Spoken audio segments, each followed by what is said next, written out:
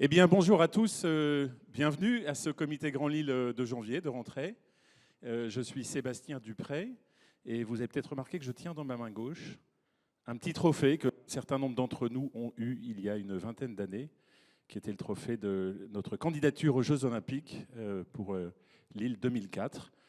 Petit clin d'œil par rapport à la thématique du jour. Merci d'être là. Vous êtes hélas chez vous, au bureau, dans vos voitures, où vous voulez. Peut-être vous nous regardez en replay d'ailleurs, parce que vous le savez, vous êtes ce matin près de 400 inscrits à nous suivre et on vous remercie. Mais vous serez aussi le triple à nous suivre en replay. Donc si vous nous suivez en replay, bah, écoutez, vous avez bien choisi. On est là pour 1h30 ensemble pour discuter de cette thématique. Paris 2024, 2 ans, pourquoi faire ? On s'est posé cette question-là avec un certain nombre de complices. Je ne vais pas en dire plus.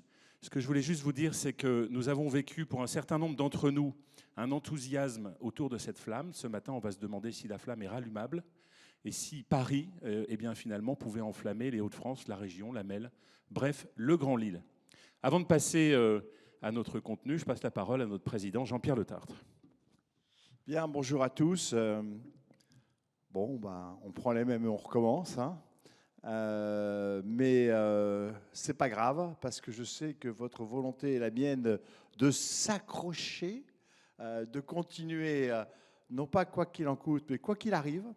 Et c'est pour ça que nous avons maintenu ce comité Grand Lille en visio parce que la vie continue et on doit continuer à se développer, s'épanouir, créer des emplois, s'occuper de notre région, la rendre attractive notre belle métropole. Voilà, donc tout ça, ça continue et ça doit s'accentuer quoi qu'il arrive. Et donc aujourd'hui, bienvenue à vous. Bien sûr, mes meilleurs vœux à chacun d'entre vous. Bien sûr, la santé, mais aussi le bonheur et la joie. La réussite. Enfin, tout ce que vous pouvez rêver. En tout cas, sachez que au comité Grand Lille, notre vocation, notre volonté, ce qui nous anime, c'est de vous aider pour notre part, pour ce qu'on pourra faire, à réaliser vos vœux de 2022. Bien, donc aujourd'hui, Sébastien vous a dit, on va parler des JO 2024, qu'on est sûr d'avoir là. Donc ça va se passer et donc il faut se préparer sur cette route de 2024. Il y a plein de choses à faire, plein de choses se préparent et donc il faut amplifier, synergiser si je puis dire, un mot qui ne doit pas être très français, pour faire un effet super bénéfique pour notre territoire au moment des Jeux et après. Je voulais vous dire aussi que nous avions évoqué la fois dernière à la suite d'une enquête qu'on avait faite auprès de vous, les évolutions du comité Grand Lille. Je vous remets nos 5 enseignements, nos 3 axes de travail en jeu. Je peux vous dire que depuis la présentation de ce slide, nous avons travaillé. Il y a un groupe qui s'est réuni, qui a bossé sur un certain nombre de sujets. Et je voudrais vous donner quelques points d'actualité par rapport à ce slide, et notamment sur les axes de travail. En fait, vous savez, votre comité Grand Lille, c'est aussi un booster d'idées et d'actions, au-delà des positions ou des opinions. En fait, on réunit l'ensemble des acteurs d'un territoire, public, privé, associatif, qui ont des idées, des convictions qui peuvent être différentes. Et l'objet, ce n'est pas de se convaincre ou de se mettre d'accord. L'objet, c'est de se dire qu'est-ce qu'on peut faire comme action ensemble pour promouvoir sur tous ces aspects notre métropole. Exemple, ce dont on va discuter aujourd'hui. On va discuter aujourd'hui qu'est-ce qu'on peut faire ensemble, quelles que soient nos opinions, quel que soit notre statut, quelle que soit notre activité professionnelle, qu'est-ce qu'on peut faire ensemble pour promouvoir les JO 2024 sur notre territoire. Et il y a plein de sujets qu'on peut faire ensemble. Et il y en a d'autres. Alors, il y a 2 initiatives dont je voudrais vous parler rapidement pour vous dire que c'est lancé et puis vous pouvez demander aussi à ceux qui veulent y contribuer d'y participer. La première, c'est Vous savez que l'enjeu, la fois dernière, nous avons parlé de l'enjeu du climat, avec notamment le plan climat de la métropole, mais pas que. Vous savez à quel point cet enjeu est majeur pour notre territoire, pour nos entreprises, pour tout simplement notre vie.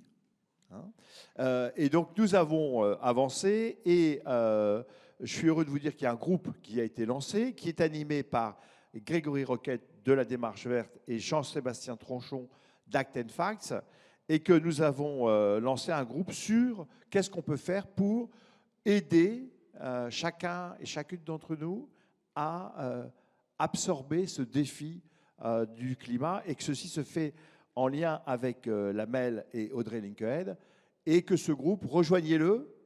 Il a démarré ses travaux. On a d'ailleurs une réunion cet après-midi sur le sujet. Je ne sais pas quand est la prochaine réunion, mais c'est à toi, Sébastien, qui en parle. Le Covid nous embête un petit peu, ce qui fait que la réunion qui était prévue le 21 janvier va être décalée un petit peu plus tard, parce qu'on s'est dit que sur ces sujets-là, un groupe de travail, un groupe projet, le faire en visio, c'est pas top. Donc si vous en êtes d'accord, on va le décaler, on va le repousser, et on est en train de choisir la date avec Grégory et Jean-Sébastien. Alors, il y a un deuxième projet qui est lancé, qui, je trouve, est tout à fait signifiant d'actions concrètes qui jouent vraiment un rôle important de ce que j'avais évoqué la fois dernière, rendons-nous patriotes de notre territoire. C'est le tour de l'Eurométropole à vélo. Donc, avec Didier Gaudry et Dominique Persine, ils sont en train de nous concocter un tour en vélo de la métropole européenne. C'est-à-dire qu'on fait Lille, Courtrai, Menin. Tu connais, toi tu l'as fait. Je regarde Sébastien parce qu'il a déjà fait 2 fois le tour. On m'a dit que c'était 100 km. Ça se fera le 26 juin 2022. Vous savez, je les remercie parce que c'est en fin de compte une très grosse organisation. Donc merci à Didier au Club Gagnant, merci à Dominique, merci aussi à Sébastien. Et ça va être donc le dimanche 26 juin, oui c'est ça, 26 juin. On fera ce tour tous ensemble. On sera peut-être des dizaines, des centaines, des milliers, je pense, à faire ce tour en vélo le long des canaux qui bordent notre grande métropole européenne. Tu voulais dire quelque chose ? Ils en parlent dans 3 minutes. Donc ils vont en parler dans 3 minutes, donc c'est pas la peine que j'en fasse plus. Voilà. Si tu veux, mais je sais que tu es en train de t'entraîner.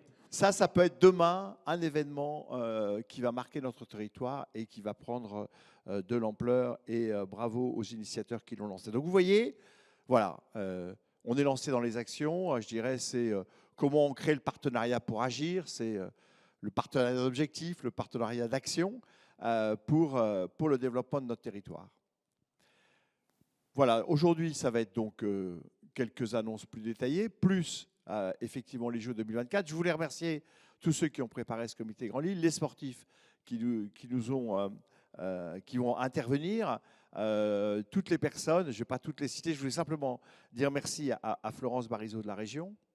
On devait faire normalement ce comité Grand Lille dans le Palais des Congrès de la région, au Palais des Congrès à Lille. Nouveau siècle. Nouveau siècle, oui, à chaque fois je mélange le truc. Ouais. Le Nouveau siècle, à l'ONL, enfin là où il y a voilà, l'orchestre. Donc, on devait le faire au Nouveau siècle. Bon, pour des raisons que nous connaissons tous, on l'a pas fait, mais ce n'est que partie remise, n'est-ce pas Florence? Et merci en tout cas d'être là, d'avoir participé à l'organisation, et aussi de nous permettre, quand nous le pourrons, de faire un comité Grand Lille au Nouveau siècle. Voilà, merci à tous, très bon comité Grand Lille. Sébastien, c'est à toi. Merci Jean-Pierre. Comme d'habitude, avant de travailler le sujet du jour, on va passer par les nouvelles de la communauté. Et donc, pour commencer cette séquence-là, nous allons avoir 3 sujets. Et donc, j'appelle Didier Gaudry, Dominique Persine et Karine Martin-Laprade à me rejoindre. Je vais me décaler pour respecter les gestes barrières.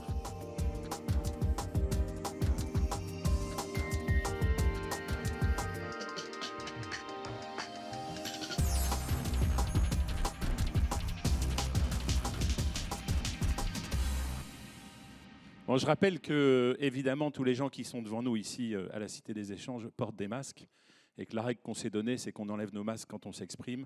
Ça nous paraît plus simple pour vous et plus pratique. Peut-être vous pouvez vous éloigner, les amis, pour éviter de partager vos microbes.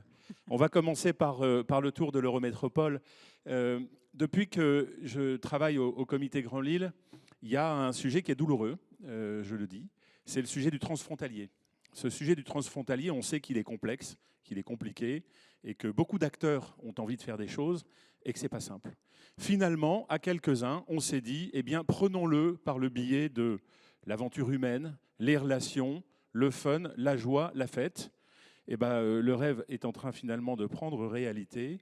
Dominique, tu veux bien nous dire quelques mots pourquoi on en est là aujourd'hui?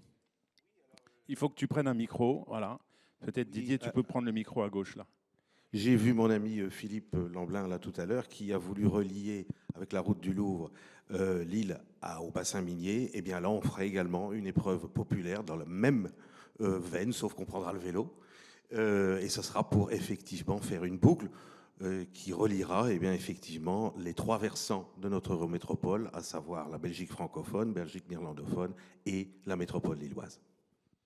Didier, tu nous expliques comment ça va se passer et de quoi on parle? Ça va bien se passer. Ça va très bien se passer. Ça, c'est la première nouvelle. Je vous rassure, on n'est pas devenu organisateur d'événements sportifs du jour au lendemain. D'abord parce que ce n'est pas un événement sportif. C'est une randonnée de type promenade le long des berges pour les découvrir. Et c'est une belle opération transfrontalière. Alors pour nous, c'est un peu dans la continuité. Vous savez, on travaille sur l'amélioration de l'attractivité. On est un peu dans cette continuité puisqu'on travaille sur la reconquête de l'eau. Donc faire le tour des berges, ça nous parle. Donc on est en discussion avec l'Eurométropole que je salue. Et d'ailleurs, Catherine Christians n'est pas là ce matin, mais elle est en ligne, enfin elle nous suit, et on la remercie parce qu'elle fait partie On te salue, Catherine. voilà, des 4 mousquetaires que vous avez devant vous, donc avec Sébastien, puisque ce comité de pilotage qu'on a créé regroupe l'Eurométropole, l'île Tournai-Courtrai, ou Courtrai-Tournai, pardon, le comité Grand Lille, le forum de l'Eurométropole qui est représenté aussi par Dominique, et puis Catherine Christians, Eurométropole, et moi-même pour le club gagnant. Voilà. Tu nous montres la carte? Bien sûr. Alors, juste un mot avant qu'on regarde cette carte. Donc, effectivement, que va nous commenter Dominique, c'était de dire aussi, c'est une opération qui s'inscrit finalement assez adroitement dans la présidence de l'Europe, la présidence française à l'Europe, puisque nous, on va être très concret finalement. On va faire du lien transfrontalier entre les communautés flamandes, wallonne et française, et ce sera une très belle fête, c'est ce qu'on espère. Et on insiste sur le mot fête, puisque ce n'est pas une course cycliste, donc vous avez quand même 100 km, donc tout le monde ne peut pas faire 100 km, donc on va prévoir des choses pour les familles. Voilà, la parole est à la défense, et à savoir Dominique Persine pour le remettre. Alors, il faut savoir que c'est d'abord une épreuve qui est toute plate, ce qui donc l'ouvre à un public le plus divers possible. Alors, si vous prenez en bas à gauche, vous êtes dans le coin de Roubaix, vous êtes dans votre métropole, vous remontez ensuite la Deule. Toutes ce sont des pistes cyclables qui sont aménagées avec les voies sur berge. Ensuite, eh bien, on va prendre la Lys. On va arriver à Comines-Warneton. On continue la Lys vers Courtrai. Ensuite, il y a un canal qui relie la Lys à l'Escaut qui s'appelle le canal Bosseuil-Kortrijk. On aura donc une balade le long de l'Escaut. Ensuite, le canal de l'Épierre, le canal de Roubaix, la Marque. Et puis, vous recommencez par un deuxième tour et un troisième tour jusqu'à ce que vous êtes vraiment fatigué. Alors, ensuite, eh bien, on a désigné 3 villes de départ. 3 villes de départ, pourquoi? Eh bien, parce que nous sommes 3 versants dans cette métropole et que chacun avait envie de faire quelque chose. Et également, comme les voies sur berge ne sont pas des routes ouvertes, ce qui ramène effectivement l'aspect sécurité, l'aspect balade de manière bien plus intéressante, mais l'étroitesse également de ça ne permet pas, on n'est pas dans des grands boulevards. Donc on a réparti 3 départs, ce qui permet d'avoir, par exemple, 1000 personnes d'un côté, 1000 personnes de l'autre, et donc de gérer un flux bien plus important, également pour les animations. 3 villes de départ, une en Wallonie, Picarde, Comines-Warneton, une sur le versant flamand, Zwevegem, c'est une commune qui est à côté de Courtrai, dans un lieu qui est formidable puisque c'était réaménagé, et ensuite le vélodrome de Roubaix, bien entendu, qui est le symbole du cyclisme dans notre métropole. Didier, tu nous dis quelques mots sur les objectifs? Oui, alors en fait, l'objectif, vous l'avez compris, c'est de créer du lien ou de recréer du lien entre les 3 communautés. Donc l'idée, ce serait quand même que les Français démarrent en Wallonie et que les Wallons démarrent en Flandre, par exemple. Voilà, donc on va mandater une agence pour organiser cet événement. Donc le Forum de l'Eurométropole, qui est l'organisateur, mandate un organisateur délégué qui sera une agence d'événements sportifs. Et l'objectif que vous voyez là devant vous, là, effectivement, reprend un petit peu ce qu'on avait pu observer depuis quelques années, à savoir il y a une méconnaissance finalement de l'Eurométropole, on n'arrive pas à la matérialiser, on n'entend pas beaucoup parler, et donc voilà, c'est l'occasion de matérialiser tout ça, de susciter l'envie, de faire découvrir des cultures différentes, et voilà, de mélanger tout ça et de faire une belle fête. Donc la date, je pense que Jean-Pierre l'a annoncé tout à l'heure, donc le 26 juin. Donc ça nous laisse 5 mois, 4 mois pour faire tout ça. Donc le cahier des charges a été écrit, l'appel à projet a été lancé auprès des agences sportives françaises et belges. Donc voilà, maintenant on attend une mobilisation. On a présenté hier la première réunion d'information auprès des 3 villes concernées, des villes de départ, et puis auprès de toutes les collectivités wallonnes, françaises et flamandes. Ça s'est extrêmement bien passé, tout le monde était ravi, enchanté qu'il y ait une initiative comme celle-là. Et donc voilà, tout le monde est le bienvenu pour pouvoir nous rejoindre, parce qu'effectivement, à un moment donné, je pense qu'on va devoir avoir besoin de tout le monde pour que ça réussisse. Merci les amis, bravo, vous avez tenu le temps. Vraiment, il se passe, applaudissements dans la salle, donc vous pouvez applaudir depuis chez vous, évidemment. Il se passe plein de choses dans cette métropole, il se passe plein de choses dans le Grand Lille. Et si on réussit ce coup-là, on se dit qu'on aura apporté notre pierre à l'édifice pour réaliser cette relation transfrontalière. Moi, j'aime bien dire qu'on se croise beaucoup entre Français et Belges dans cette métropole, mais on se rencontre peu. Et si cette manifestation, si cette promenade à vélo peut nous permettre de nous rencontrer, de faire la fête, de boire des bières, moi je rêve qu'il y ait des guinguettes tous les 500 mètres pour qu'on puisse faire le tour en 3 jours. Mais ça, c'est un rêve un peu perso. Karine, je vois que tu Bonjour. rigoles et ça me plaît bien parce que tu vas venir nous parler d'humour. Exactement, après le vélo, je propose de rire. Mes meilleurs voeux et merci aussi pour cette invitation à présenter l'Hilarius, le nouveau festival d'humour qui arrive à Lille avec la région des Hauts-de-France du 1er au 5 février. Tu as la zapette si tu veux faire passer les slides. Parfait. Voilà. Le nouveau festival de l'humour, c'est un format original. Il faut savoir que c'est le créateur de Montreux Comédie, Grégoire Führer, qui est actuellement retenu au Canada, mais qui sera là début février, qui a décidé de créer un format original appuyé autour de 3 axes, l'anticipation, l'innovation et la formation. L'anticipation, on veut débattre de la place de l'humour dans la société. L'innovation, on veut intégrer toutes les nouvelles technologies au spectacle, à l'humour, à cet univers-là. Et puis former, on veut aider les humoristes de la région des Hauts-de-France. Donc on a créé une Learning Expedition Hauts-de-France pour embarquer les jeunes humoristes pendant 2 jours avec évidemment toutes les équipes de Montreux Comédie et puis également l'école de l'humour de Paris. Voilà un peu le programme du 1er au 5 février. Donc l'innovation, on va présenter pour la première fois un comédie club virtuel. Ça n'existe pas encore et ça sera donc à Lille et à Euralille qu'on va le présenter parce qu'on veut le présenter au grand public. On va également faire une grande conférence. Donc là, c'est vraiment pour tous les publics, justement sur l'humour peut-il sauver le monde? Nous, on croit que oui. Et puis ensuite, évidemment, il y aura des galas d'humour avec le gala Stand Up in the Rain animé par Guillermo Guise et Jérémy Crédville, qui est le local de l'étape, pour reprendre des expressions du vélo. Et puis, on veut faire découvrir aussi, parce que Lille, c'est un public 5 étoiles, un public chaleureux et connaisseur sur l'humour. Et donc, on veut leur présenter des pépites de l'humour francophone, avec des talents qui sont encore inconnus en France, mais qu'on va présenter pour la première fois. Et donc, le public lillois pourra être le premier à découvrir et à dire « je les ai vus en premier ». Voilà. Et donc, c'est un format nouveau. On veut toucher le grand public, évidemment, de la région des Hauts-de-France. Et puis, également, on prévoit une rencontre avec les professionnels du secteur de l'humour pour la première fois, les états généraux de l'humour, pour la première fois en France. Et donc, on va réunir tous les professionnels du secteur. Et ça sera le 3 février. Voilà pour le programme. ça veut bien changer de slide, ça ne marche pas. Si, et je n'ai qu'une chose à rajouter en plus, c'est évidemment de nous rejoindre, de s'emparer des valeurs positives de l'humour, de nous rejoindre pour devenir un partenaire fondateur. Et je remercie M comme Mutuelle, qui est le premier partenaire à rejoindre l'aventure. Et puis, nous, l'idée, c'est vraiment de co-construire, aussi bien sur l'innovation avec les entreprises de la région des Hauts-de-France et également de façon plus générale sur le festival. Donc voilà, de s'appuyer sur ces valeurs que représente l'humour, de s'emparer du débat aussi de l'humour dans l'entreprise.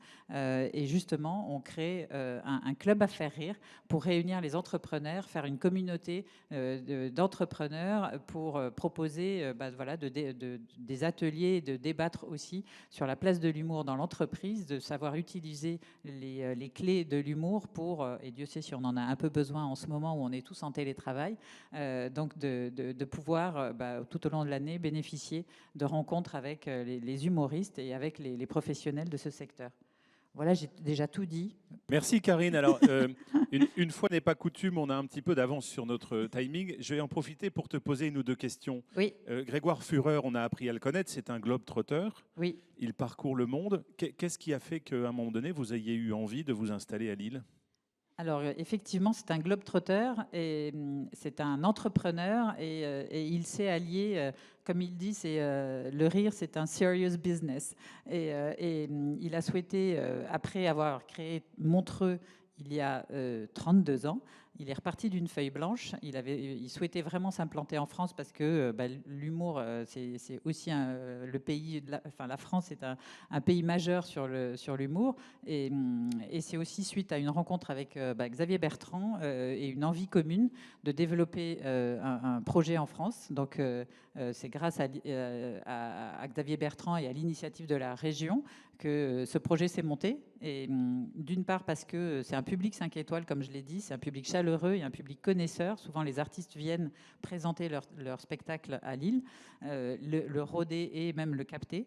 Et puis, c'est aussi une terre d'entrepreneurs et d'innovation. Et par rapport à ce projet qu'on avait et ces 3 piliers, c'était le bon endroit. Et je pense que c'est le bon moment parce qu'on a bien besoin de rire. Et l'accueil que vous avez reçu, parce que tu cites Xavier Bertrand, mais je pense que Lolil, Lamel sont aussi très impliqués dans cette opération. Quel accueil as-tu reçu maintenant que tu parcours la métropole depuis maintenant quelques mois? Quel accueil tu reçois? Alors, justement, j'allais effectivement compléter en disant qu'il y a aussi tout le soutien de la métropole et également de la ville, enfin de la MEL. Il y a Lille aussi qui nous aide pour rendre cet événement attractif. Donc, toutes ces belles énergies nous aident à construire ce projet. Et puis, vous aussi, le comité Grand Lille, Entreprises et Cités, et plein d'autres forces. Le MEDEF également, il y a Norpin, c'est très impliqué. Voilà, le MEDEF est très impliqué pour justement nous aider à construire et développer. On veut s'ancrer pour de nombreuses années dans la région des Hauts-de-France. On veut déployer ce festival. Donc là, c'est une première édition qui se passe à Lille, mais l'idée, c'est vraiment de le déployer tout au long de l'année et puis sur toute la région. Donc oui, toutes ces belles aides et ces bons états d'esprit aussi nous aident à monter ce projet et à le construire. J'insiste là-dessus parce que c'est vraiment une démarche collective, comme d'habitude. Les acteurs se rangent ensemble derrière un projet. Longue vie à l'Hilarius. Merci beaucoup. Et on espère que dans 32 ans, il aura dépassé la notoriété du Montreux Comedy Show. Et exactement, on le souhaite, puisque Montreux est devenu la première marque d'humour francophone au monde, mondial. Donc c'est un leader sur le digital et on veut faire exactement la même chose avec en plus cette part d'innovation et de technologie, donc XR, que vous pourrez découvrir la première semaine de février. Merci beaucoup. Merci. Restez à votre place, les amis. Normalement, Jérémy Bénage devait être là ce matin et Jérémy m'a appelé hier soir en me disant qu'il était positif au Covid. Donc j'espère que Jérémy, tu vas bien et oui, j'imagine que tu es connecté avec nous. Donne-nous de tes nouvelles. Oui, bonjour Sébastien, effectivement, je suis connecté, tout va bien. Je suis en pleine forme, je suis isolé à la maison, mais ça va. Bon, super, on est content de te savoir chez toi et de te savoir, j'ai envie de dire, en bon état. Toi, Jérémy, on le voit là sur l'écran, j'imagine que vous le voyez là où vous êtes. Tu vas nous parler du rugby parce que François Navarro était venu nous parler, le patron de Elle Lille, était venu nous parler de la belle séquence que nous allions vivre jusqu'à 2024. Dans le calendrier, eh bien, en 2023, Lille accueille la Coupe du Monde de rugby. Et tu nous en dis 2 mots, s'il te plaît? Oui, merci. Effectivement, vous dire qu'on a des bureaux qui ont été ouverts à Lille depuis le 1er janvier 2021. C'était une vraie volonté pour nous, si vous voulez passer le premier slide, pour vous dire, voilà, on a ouvert des bureaux ici. C'était une volonté du comité d'orga de déconcentrer complètement notre organisation. Pour quelques chiffres rapidement, mais nous, on attend 50% de visiteurs étrangers sur les 250 000 personnes qui viendront à Lille voir les matchs en 2023. 40 millions de retombées économiques par match. On parle des marchés pour les bars, les hôtels, les restaurants, mais pas que, le tourisme, des lieux culturels, les commerces. Tout le monde va pouvoir en profiter. Je vous ai remis sur la droite le calendrier. Donc, on est très fiers. On a un match de la France, le deuxième match de la France qui viendra jouer en poule. 2 matchs de l'équipe d'Angleterre et l'équipe d'Écosse. Donc, ce qui fait que c'est pour ça qu'on a énormément de visiteurs étrangers qui sont attendus sur la métropole. Quelques informations. La Coupe du Monde, c'est quoi? C'est 48 matchs, 20 équipes et 660 joueurs. Et ça durera quasiment 2 mois entre septembre et octobre 2023. Si vous voulez passer à la slide suivante. Le but, c'est de vous donner un peu une petite vision de qu'est-ce qui va se passer d'ici 2023, de l'actualité. Très rapidement, on a le tournoi Destination qui va commencer. Pourquoi je vous en parle? Parce que l'équipe de France peut le gagner, peut faire le Grand Chelem. Et c'est une grande fierté pour nous d'avoir des jeunes joueurs qui sont en train de repartir de l'avant et de monter un peu une nouvelle génération. On aura aussi le lancement du programme volontaire à partir on va dire, de début mars, qui est quelque chose qui est très important pour nous parce qu'on va chercher à attirer le maximum de personnes, notamment des gens de la métropole qui connaissent pour pouvoir accueillir au mieux tous les touristes, tous les spectateurs qui vont venir.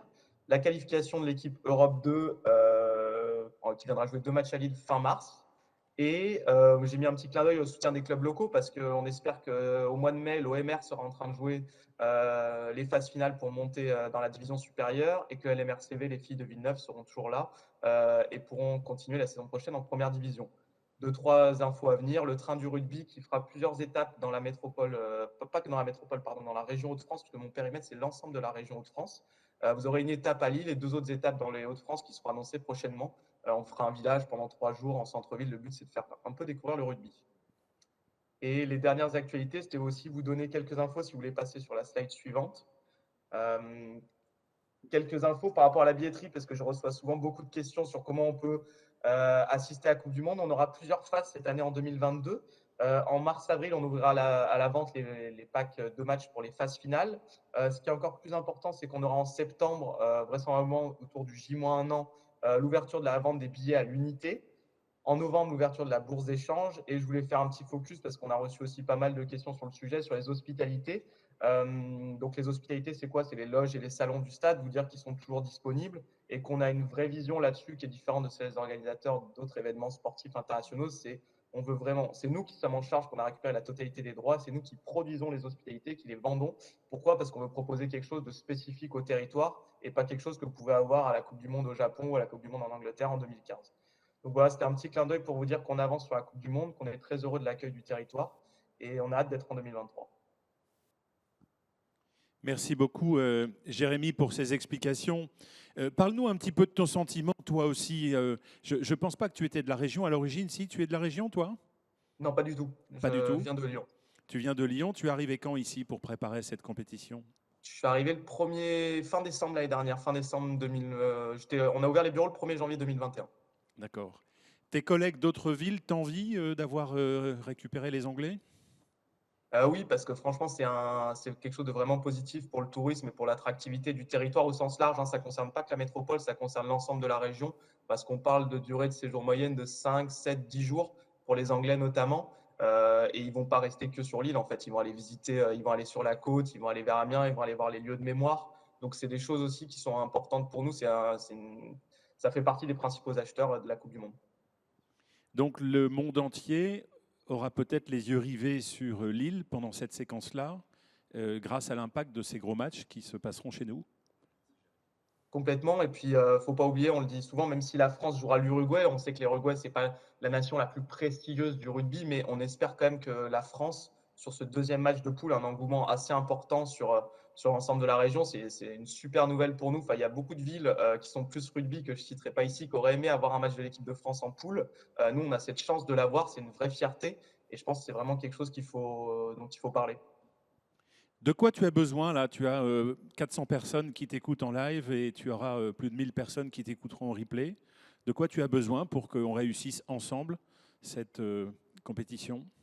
Je pense que la principale question pour nous, l'organisation de la compétition, on va y arriver. Ce qui est intéressant, en fait, c'est vraiment l'attractivité du territoire, la partie tourisme, pour moi, la plus importante, c'est-à-dire comment on va accueillir les spectateurs, que ce soit dans les gares, dans les aéroports, dans les commerces, en ville, s'assurer que, par exemple, on a plein de matchs le week-end, que les commerces et les restaurants et les hôtels soient ouverts le dimanche, parce qu'on est capable d'assurer qu'il y aura énormément de personnes qui seront en ville.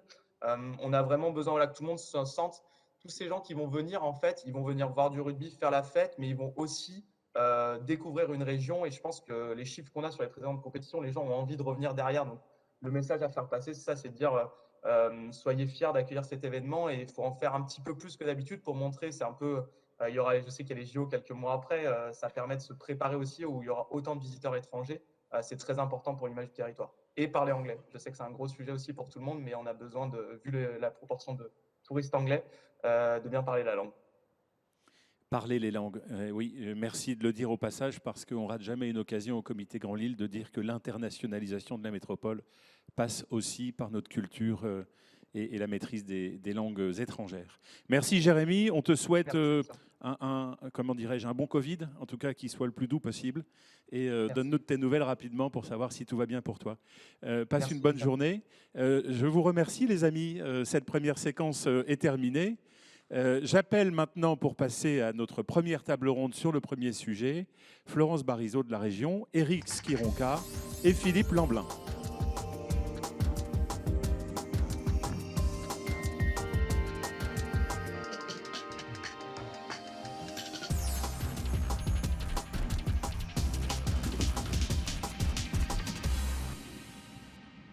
Ça me donne l'occasion, ce jingle, de remercier toutes les personnes qui sont à la technique de la société E-Live, les personnes de la Cité des Échanges aussi, qui nous ont aidés à préparer cette plénière du Comité Grand Lille.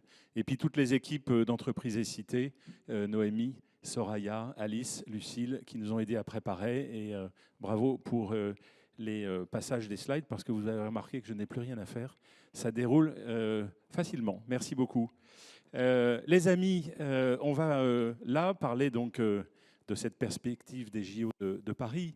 On va avoir ensemble pendant l'heure qui arrive, 8h30, 9h30, 3 tables rondes. Une première table ronde avec nos 3 invités, où là, globalement, on va ensemble se poser la question de comment on rallume cette flamme. Une deuxième table ronde qui sera animée dans 15 minutes par Olivier Talbert, que vous connaissez, du Flandre Business Club et du Business Group, où globalement il va interroger des athlètes et des entrepreneurs parce que nous avons envie de faire connecter le monde du sport et le monde de l'entreprise, vous vous en doutez.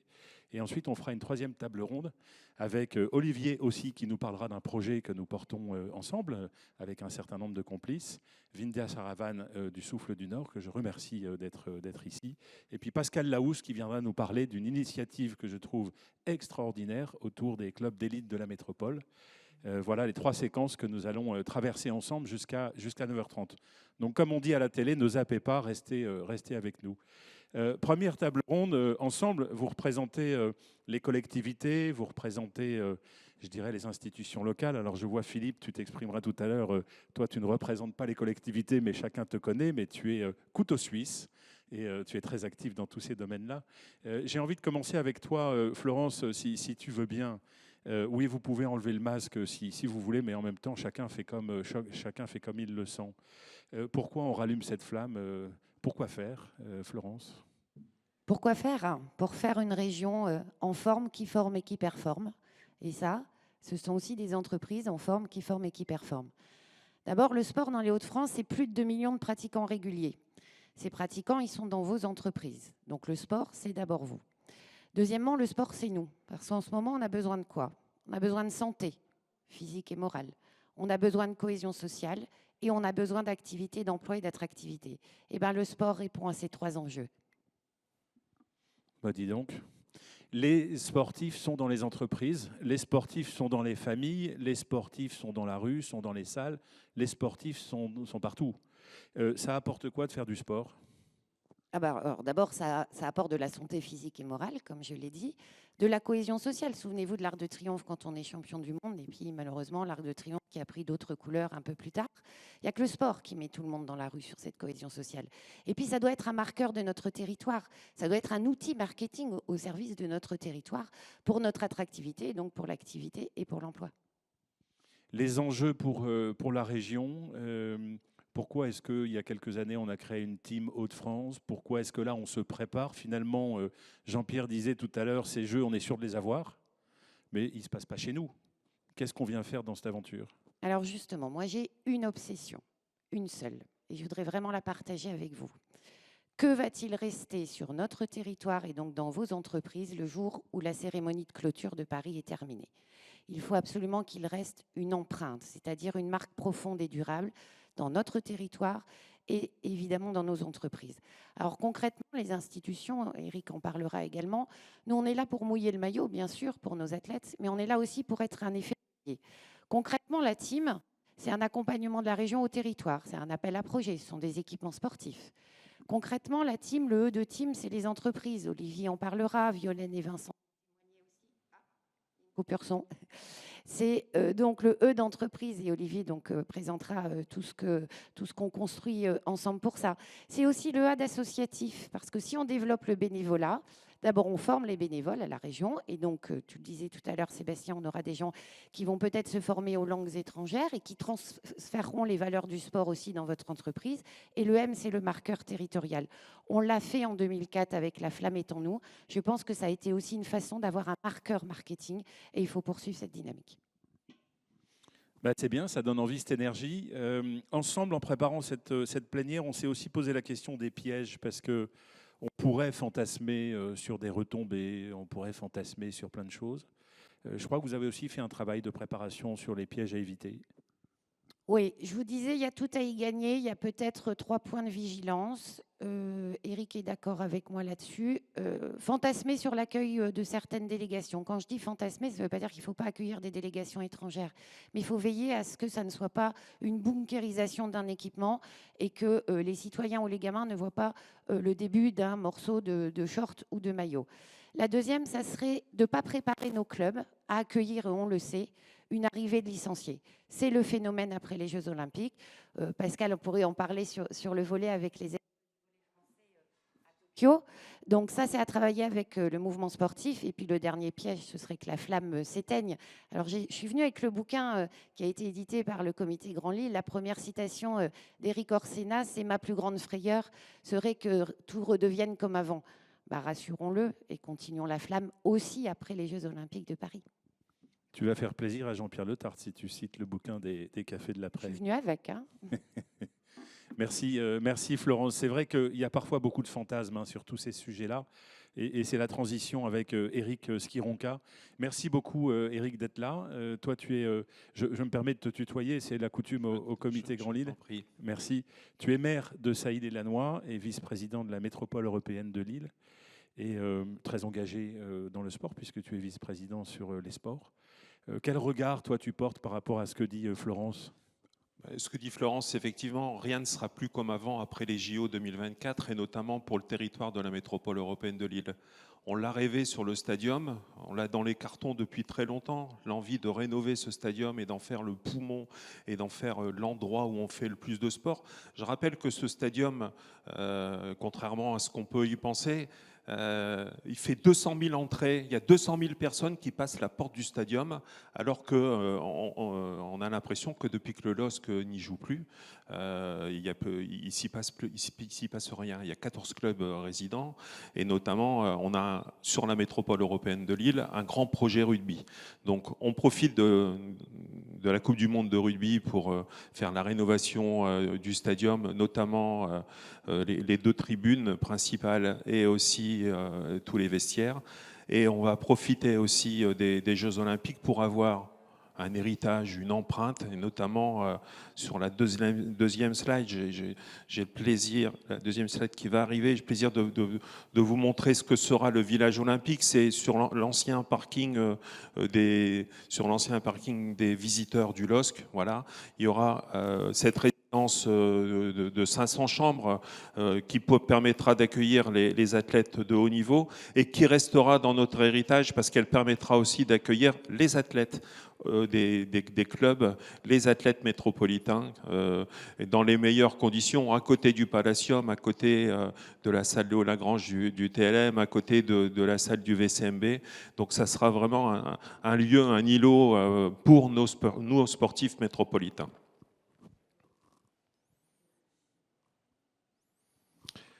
On a aussi sur la métropole européenne de Lille une deuxième vente pour cession d'un second parking et on aura en 2025 2 écoles dédiées au sport qui arriveront sur Villeneuve-d'Ascq et qui, par la force des choses aussi, utiliseront les 500 chambres qui seront dédiées aussi aux étudiants.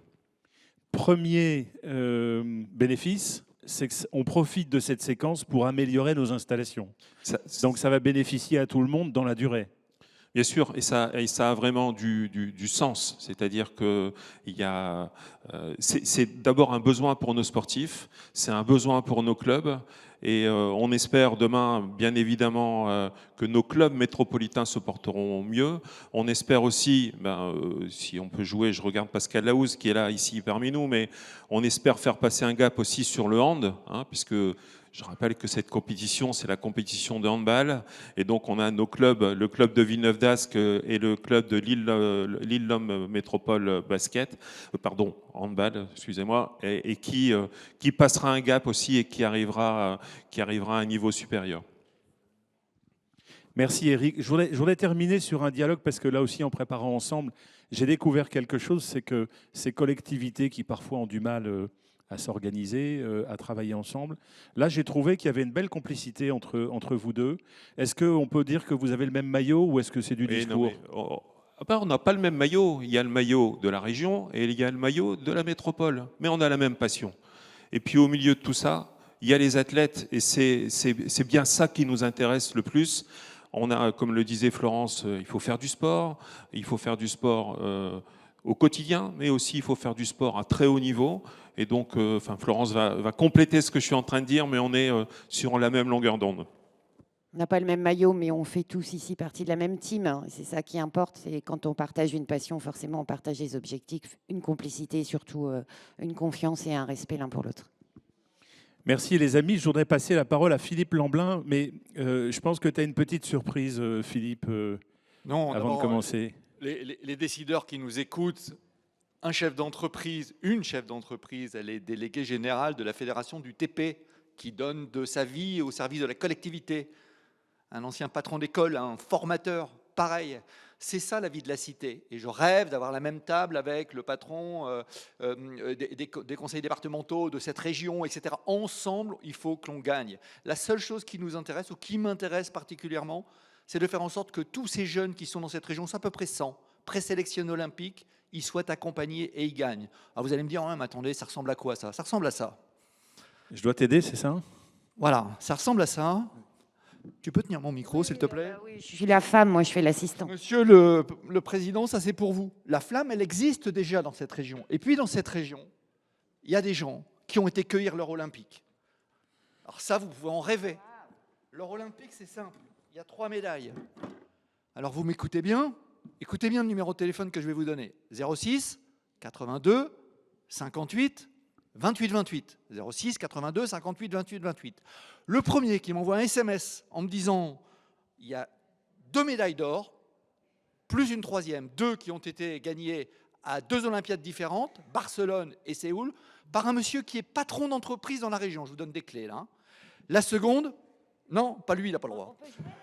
La troisième, c'est un paralympique. Il est patron du plus grand centre de formation au métier du sport de cette région et il a été également recordman du monde. Le premier qui me donne l'un des 2 noms, il gagne 2 places dans le plus grand événement d'athlétisme au monde qui va se dérouler dans cette région le 17 février prochain.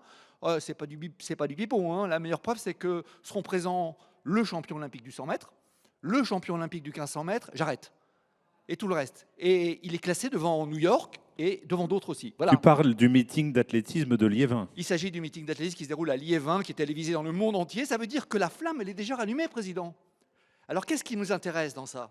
C'est que cette génération-là, qui effectivement a gagné, puisqu'aujourd'hui, son patron, ou ils font des boulots, et il y en a d'autres, hein, il y en a un autre qu'on pourrait citer qui s'appelle Laurent Thirionnet, il est architecte. Lui, il a 7 médailles autour du cou.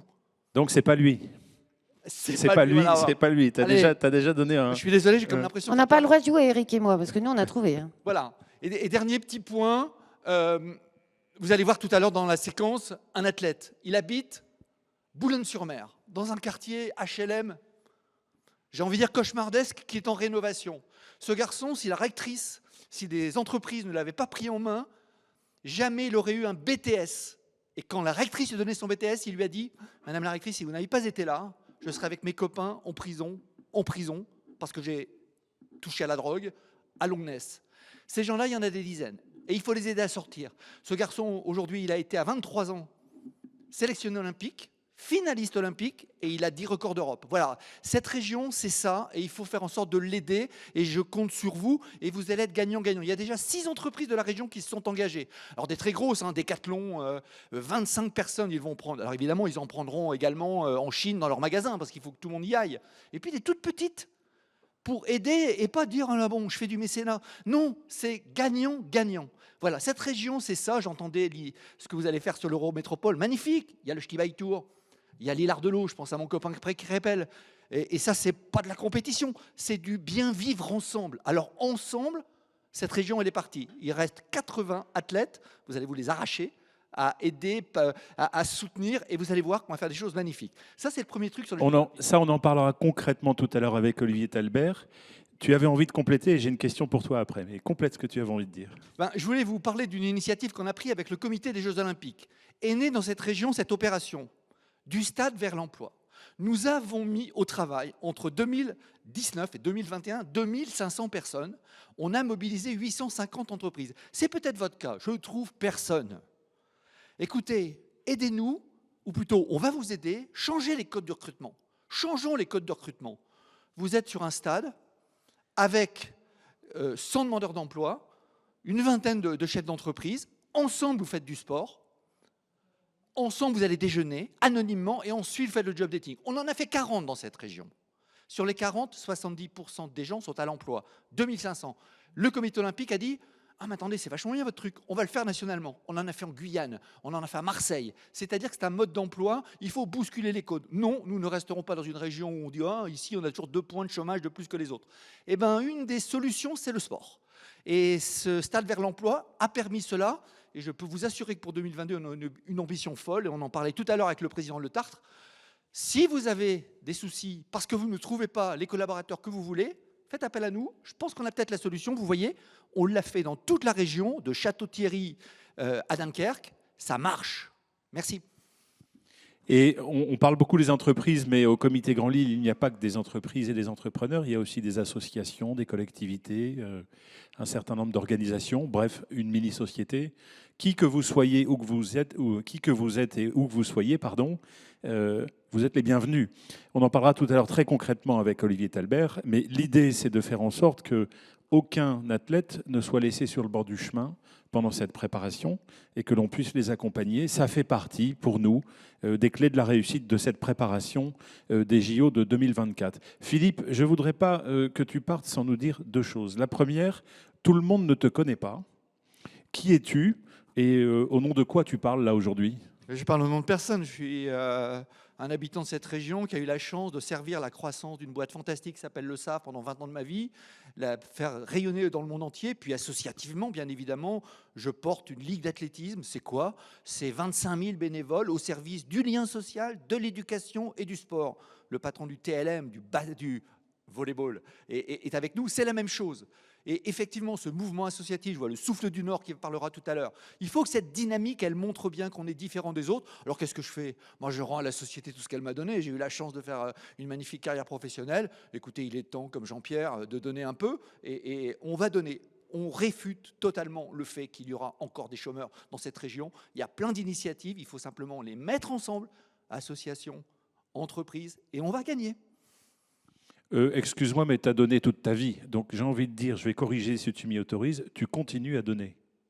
Mais c'est normal, je veux dire, jusqu'au moment où on ne pourra plus. Mais en tout cas, Paris 2024 est une échéance incroyable. Ce n'est pas un aboutissement, c'est un tremplin, comme l'ont dit les deux élus du peuple qui sont à côté de moi.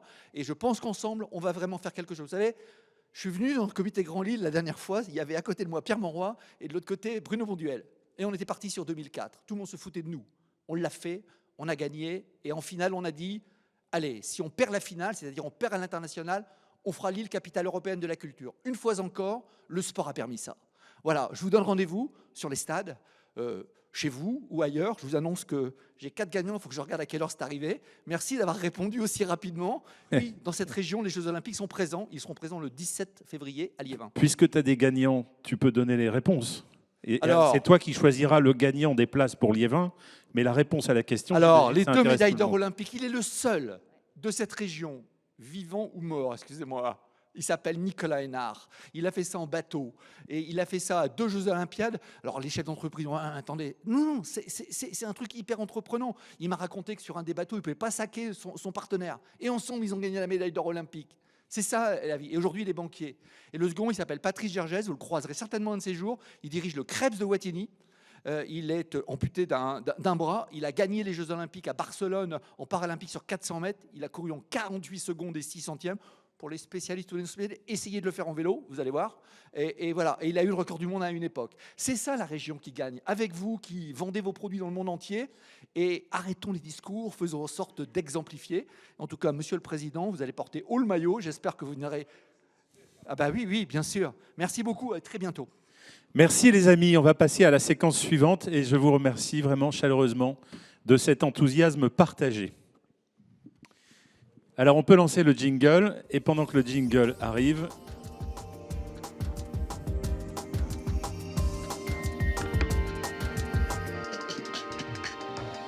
j'ai un plaisir vraiment très fort d'accueillir ici mon ami Olivier Talbert. Olivier Talbert, comment dit-on aujourd'hui? Parce que moi, je dis tout le temps le Flandre Business Club, mais en fait, c'est Business Group aujourd'hui. Alors, c'est Business Club, en effet, Business Club qui Business aujourd'hui Club. regroupe 27 clubs en France. Et l'histoire, elle a démarré en 2013 à Valenciennes avec le premier. Le deuxième fut le Flandre Business Club à Lille. Et aujourd'hui, c'est une belle histoire avec 8 collaborateurs répartis sur toute la France. Merci d'être là, Olivier. Tu animes partout en France maintenant ces clubs. Et tu n'oublies pas de temps en temps de les faire aussi dans la région. Il y en a combien dans la région de ces clubs? On en a 7 aujourd'hui. 7 aujourd'hui. Et justement, c'est le lien qui va nous unir jusqu'en 2024 sur ce magnifique projet dont on vous avait initié. Et c'est une première discussion. Moi, je me souviens, je vais vous dire, je vais faire une petite confidence. On est en 2017, on se retrouve à un dîner privé à Valenciennes Et de ce dîner privé, on est à 6. Et il y a Philippe Lamblin qui est là ce soir-là. Je ne le connaissais pas, je connaissais Réputation. Et je bois ses paroles toute la soirée. Et c'était un moment assez incroyable parce qu'à travers ses yeux, son regard, les yeux ont brillé et il m'a donné envie. Et je pense qu'il n'y a pas beaucoup de gens comme ça dans nos régions qui savent autant communiquer leur passion. Et quand vous avez quelqu'un qui génère autant d'envie, autant de passion, eh bien, vous n'avez qu'une envie, c'est de le suivre. Voilà. Bah, pendant que tu parles d'envie, moi j'ai envie que Jean-Pierre Le Tard vienne nous montrer tout à l'heure. Il a une surprise. Il est très moche avec son t-shirt. Petit teasing. Non, petit teasing. Alors je te laisse les clés de cette séquence-là. Exactement. Et on se retrouve tout à l'heure. Exactement. Et je laisse Noémie actionner la manette. On va se retrouver avec quelques sportifs en ligne. Et on va commencer tout de suite. Alors Jimmy n'est pas avec nous. Vous avez vu son palmarès qui est à l'écran aujourd'hui. On a voulu identifier 3 sportifs qui ont une vraie chance de se retrouver demain Paris 2024 et qui ont vécu également cet événement à Tokyo. Tiens, on va regarder la vidéo tout de suite. Jimmy a un message à nous faire passer.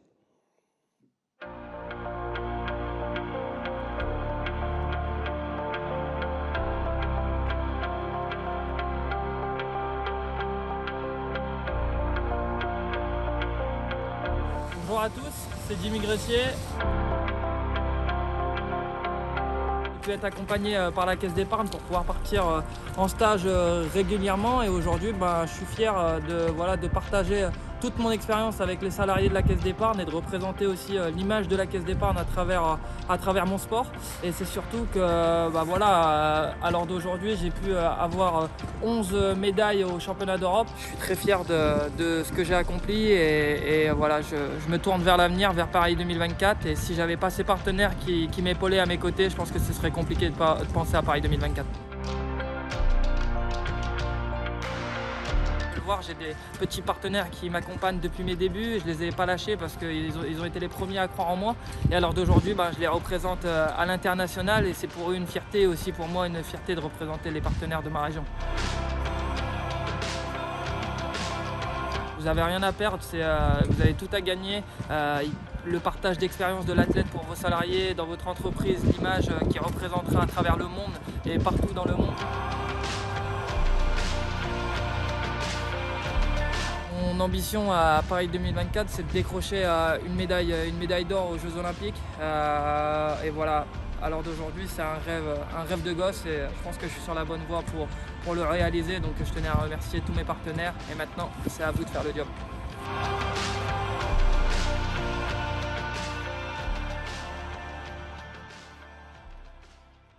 Voilà un exemple de ce que nous souhaitons reproduire demain à Paris. Et on va également donner la parole tout de suite à travers deux athlètes, si on a la gentillesse de nous mettre en relation avec Violaine. Violaine, vous voyez son palmarès, elle est aujourd'hui athlète de haut niveau, elle est aujourd'hui basée à Paris, elle est au Krebs à Paris. Elle est en équipe de France d'aviron depuis maintenant 6 ans. Elle est née à Alençon le 23 octobre 1999 et aujourd'hui elle habite dans la région sa famille est sur la Chapelle-Armentières, elle est licenciée à Armentières.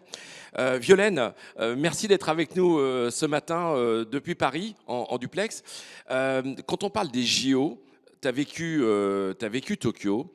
Quel est le souvenir que tu gardes de ce moment-là ? Bonjour à tous, merci de m'écouter et merci à Florence de m'avoir invité sur le plateau. En parlant des JO, le souvenir qui va me marquer et revenir, au final, ça va être d'une part la qualification au moment où on s'est qualifié et donc la joie ressentie au moment où je savais qu'elle allait à Tokyo.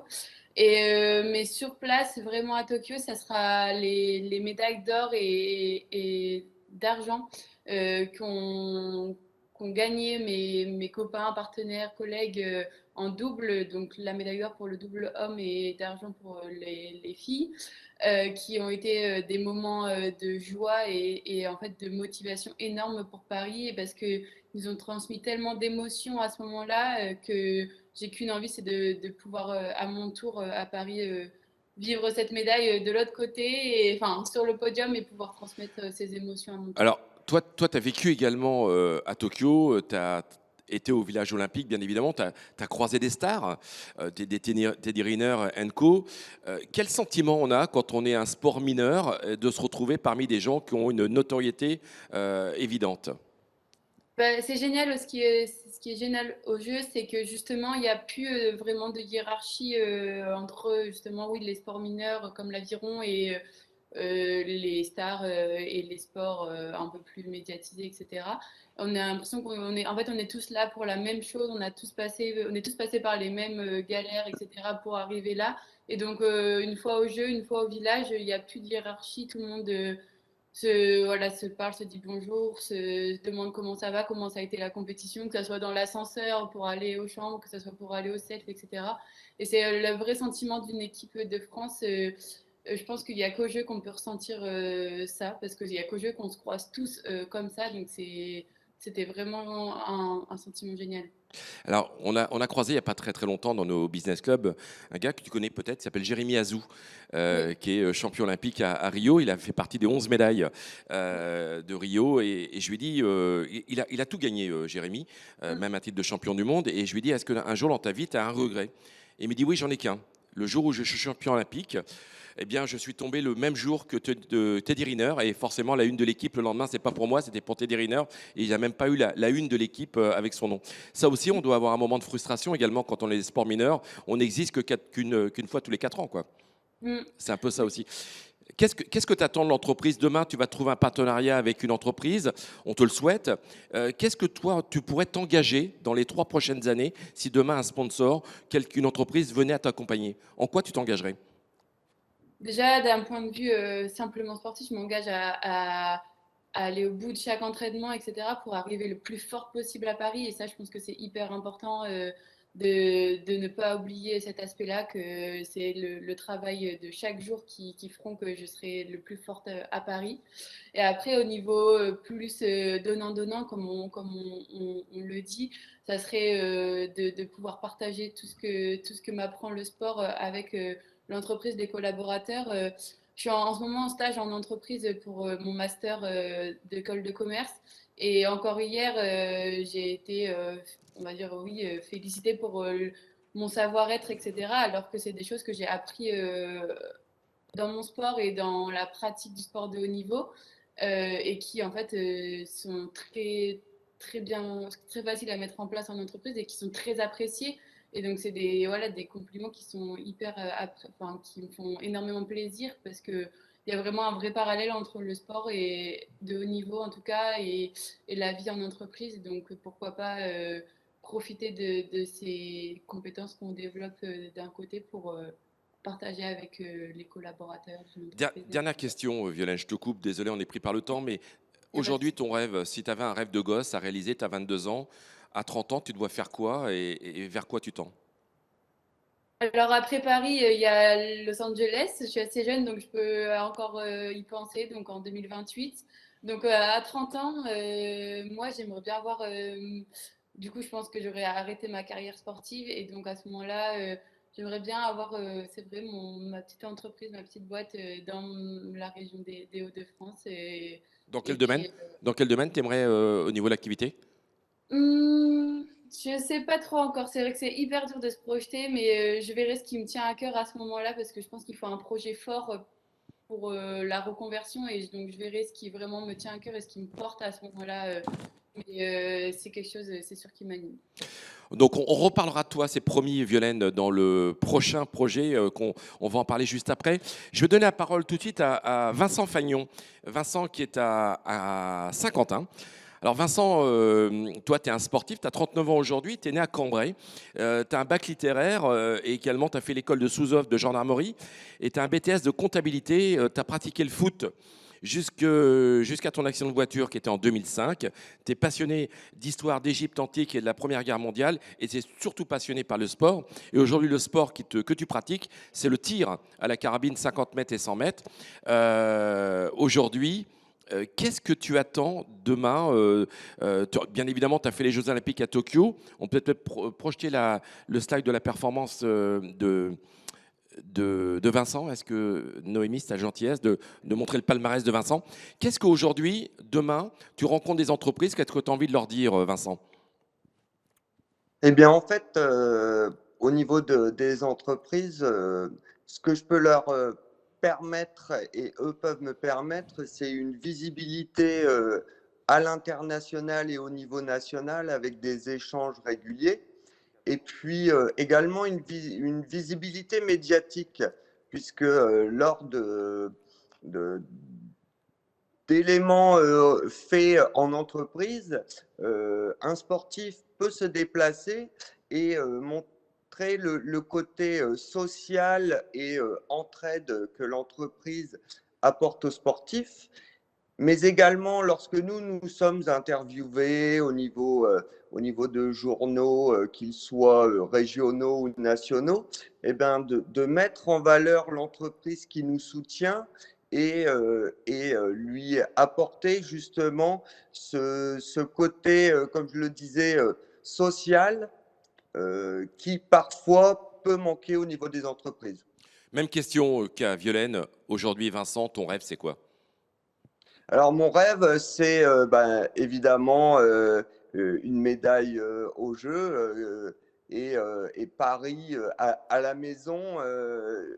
Évidemment, c'est de jouer au moins une médaille et la plus belle, l'or. Est-ce qu'aujourd'hui, si tu as une aide financière, un soutien d'une entreprise, est-ce que sincèrement, la performance sportive peut être amenée à évoluer?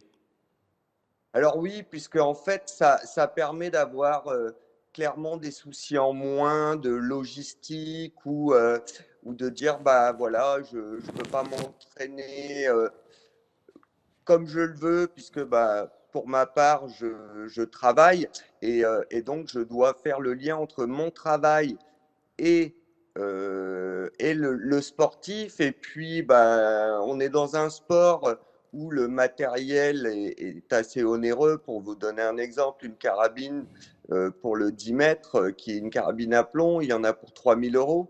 Donc, on en change tous les 2 ans puisque bah, on sollicite le matériel et arrivé aux 2 ans, bah, il faut le renouveler pour avoir une performance maximale. Merci de ton témoignage, Vincent. On va terminer cette séquence avec un témoignage d'un chef d'entreprise qui s'appelle Vincent Foss et qui, lui, a une entreprise de prothésiste dentaire et qui s'appelle Griffedent. Voilà, on va regarder la petite vidéo réalisée par la Team Hauts-de-France.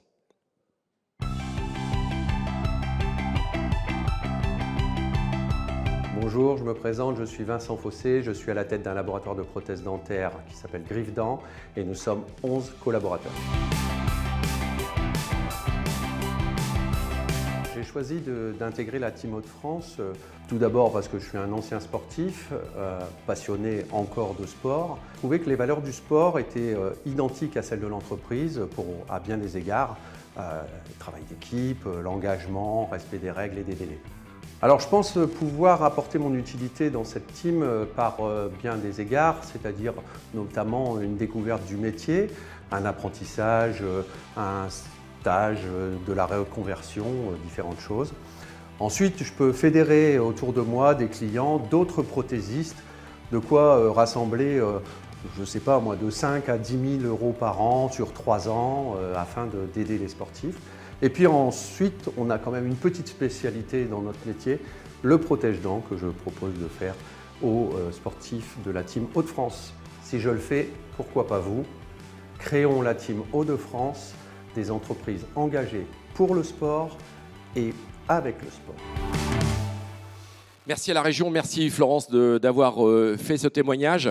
Voilà, je redonne la parole à Seb puisque le sujet est terminé. Merci en tous les cas d'avoir donné la parole aux sportifs, aux entreprises.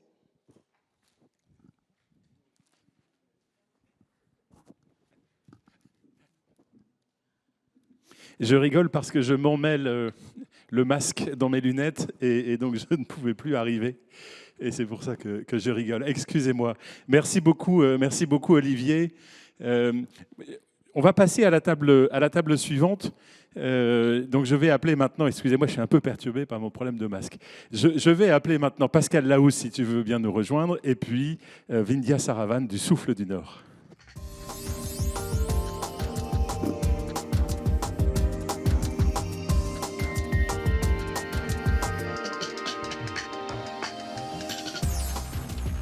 Alors les amis, je suis très heureux, comme pour chaque table ronde, mais celle-ci, je suis vraiment particulièrement heureux de la partager avec vous, parce que tous les trois, vous êtes un échantillon représentatif d'une multitude d'initiatives qui sont prises sur le territoire. Et après avoir réfléchi ensemble sur comment on réallume cette flamme, après l'avoir allumée grâce aux interventions des uns et des autres, maintenant on va passer aux travaux pratiques et surtout à l'engagement, puisque 2022 pour nous doit être une année d'engagement. J'ai envie de commencer avec Pascal. Pascal, toi tu es président du TLM, tu vas nous expliquer ce que c'est que le TLM, on a compris que ça parlait de volley. Et tu es à l'origine, avec un certain nombre de complices, d'une initiative qui s'appelle Link Sport Up. Qu'est-ce que c'est ? Alors oui, effectivement, pour ma part, je suis président d'un club sportif de haut niveau, club professionnel donc sur la métropole lilloise, qui est le TLM Volley.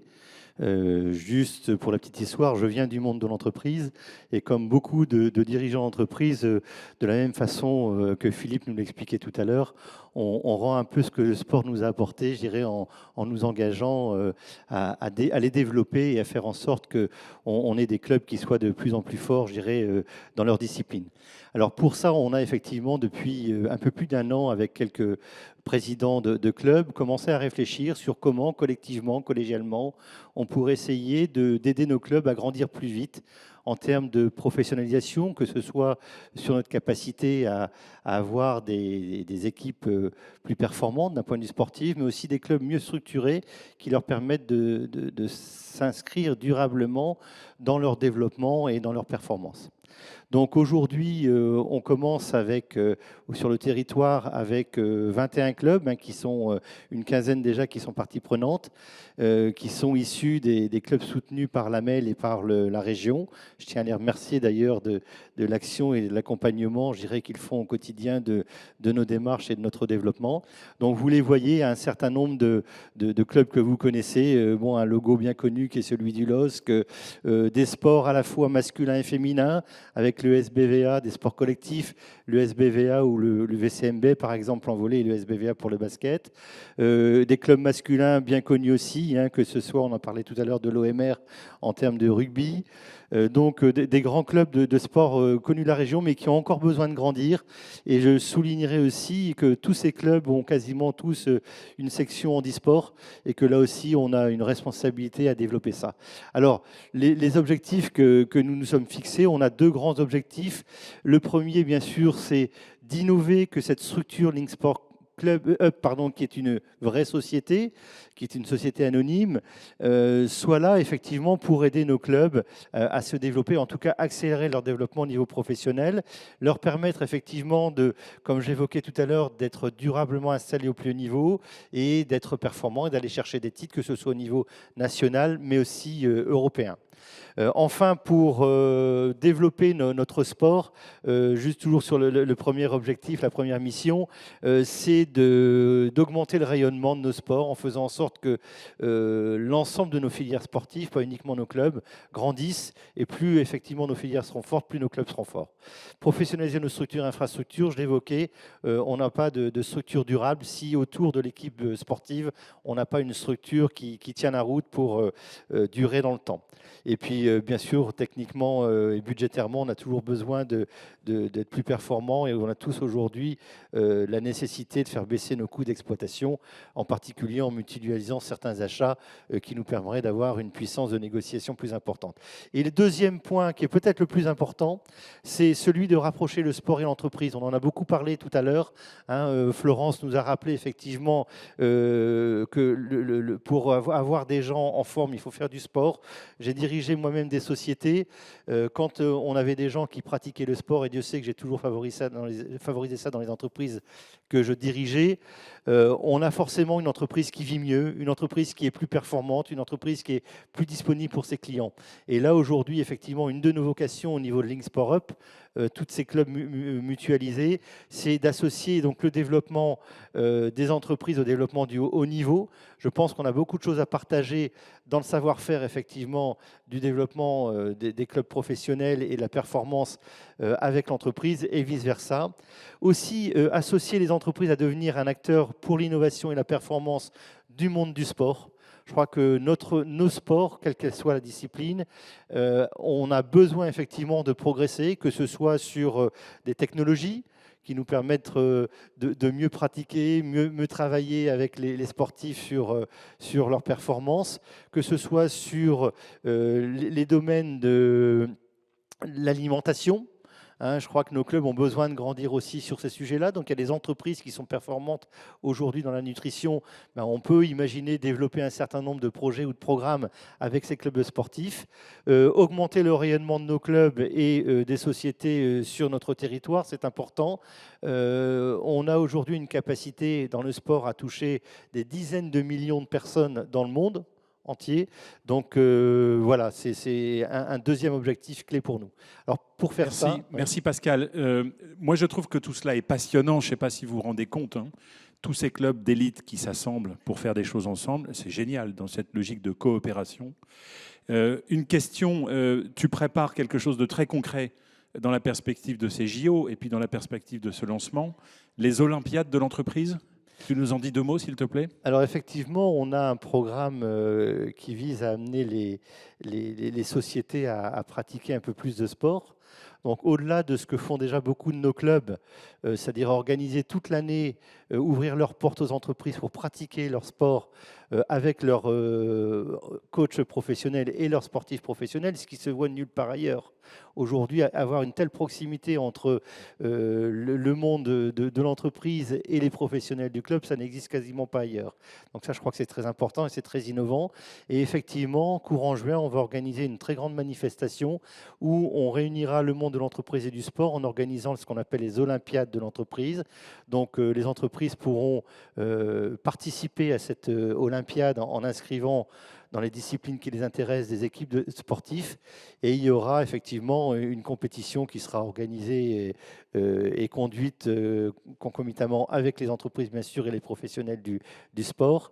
Et puis le soir, on aura un grand rassemblement qui sera fait, où on réunira tout le monde au Stadium Nord, où on fera un grand relais, où toutes les entreprises participeront, tous les sports participeront effectivement à ce relais pour montrer l'unité qu'on est capable de donner, l'importance qu'on veut donner au sport dans le monde de l'entreprise, dans le domaine de la santé en particulier. Sur la route de 2024, la date de cet événement est connue aujourd'hui ? Alors, ce sera au mois de juin, mais la date n'est pas encore complètement fixée. On attend de voir effectivement la cartographie de ce qui va s'organiser pour s'inscrire intelligemment et faire en sorte que les entreprises n'aient pas à choisir un même week-end ou un même jour entre deux compétitions, mais qu'au contraire, on puisse tous, comme on est en train de le faire ici, nous organiser pour offrir aux entreprises un planning dans lequel ils puissent s'inscrire sur tous les sujets qu'on va traiter. Merci Pascal. On pourra revenir tout à l'heure sur ton sujet. Je voudrais passer la parole à Vindhya. Vindhya, on te connaît bien puisque tu es l'un des animateurs et aujourd'hui tu coordonnes les activités du Souffle du Nord. Quelle énergie, quel souffle, hein, et entre le souffle et la flamme, j'ai envie de dire, il n'y a qu'un pas. Toi aussi, tu es porteur d'une initiative. Oui, alors déjà, merci Sébastien de nous avoir invités, de permettre au collectif du Souffle du Nord de vous faire une proposition aujourd'hui. Alors effectivement, nous, on a quelque chose à proposer au territoire, on a une initiative à proposer, on le voit, il y a énormément de choses qui vont se passer autour des JO, il y a énormément de personnes, il y a énormément d'organisations qui vont monter des événements. Nous, on n'a pas envie d'arriver et de vous proposer un nouvel événement. Ce qu'on a envie de faire, c'est d'entrer dans la dimension de faire ensemble, on l'a beaucoup entendu tout à l'heure. Nous, on a envie de vous proposer de se réunir sous un même maillot, de faire une équipe, voilà, que chacun fasse une équipe, que chacun puisse monter un événement, mais en se posant la question du pourquoi. Pourquoi je fais quelque chose? Qu'est-ce que je vais laisser? Quel va être mon héritage? Quelle va être mon empreinte? À quoi ça va servir? Qu'est-ce que je vais laisser comme marqueur sur le territoire? Je vais vous citer 3 mots. Excellence, amitié, respect. Est-ce que ça parle à quelqu'un? C'est les 3 valeurs des Jeux Olympiques. C'est ça qu'on veut faire vivre. Florence, tu les connaissais.